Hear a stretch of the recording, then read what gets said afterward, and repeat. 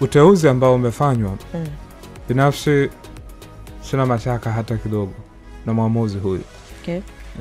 Watu wanaweza kuquestion kwamba kwa nini waamuzi hawa hawaaminiki kwenye nchi yao mpaka wanakuja nchini Tanzania.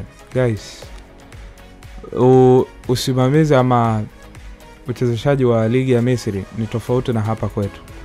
Yaani ukizungumza Ahli na Zamalek, influence yao ni kubwa mpaka kwenye maisha ya kawaida ya kila siku, tofauti na hapa kwetu ambapo mashabiki wanaweza kwenda uwanjani timu moja ikafungwa alafu akala selfie na maisha yakaendelea vile vile. Kule ni tofauti kidogo. Okay. Ndio maana huwa wana protect hizo unnecessary bias na baadhi ya matukio ambayo yanaweza kujitokeza ziada ya nje ya kiwanja. Kwa hiyo uteuzi wa muamuzi huyu kwangu ni muamuzi bora kwa sababu hainichukui dakika nyingi. Muamuzi ambaye anachezesha nusu finali ya AFCON, muamuzi ambaye ameshachezesha mechi 17 tofauti za timu za klabu chini ya CAF, muamuzi ambaye amechezesha mechi 6 za mataifa, muamuzi mwenye beji ya FIFA tangu mwaka 2017.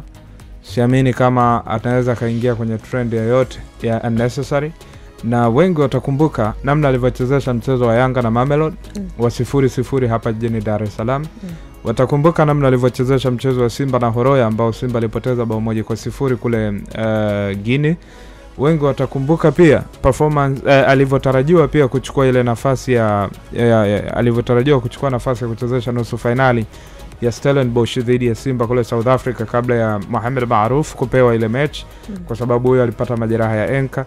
Na wengi watakumbuka hata kwenye AFCON alituchezesha timu ya taifa ya Tanzania 0-0 dhidi ya DR Congo. Kwa hiyo kwa muendelezo wa siku za hivi karibuni na performance yake hakuna nafasi ya kuweza question. Mimi nilidhani kama tunajadili kuhusiana na waamuzi tungejikita kwenye hilo eneo la kuangalia performance yake kuliko kutazama wapi alipotoka, kwa sababu waamuzi wetu ni sisi ambao tumekuwa tukiwalalamikia kila siku. Hiyo moja.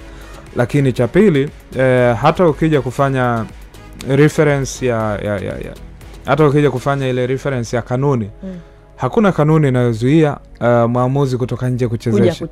Wala hakuna kanuni inayoruhusu muamuzi wa nje kuja kuchezesha. Kwa hiyo kitaalam kuna loophole ya kikanuni, kuna uwazi wa kikanuni ambao, na kanuni siku zote haifanyi kazi mpaka either izuie ama iseme.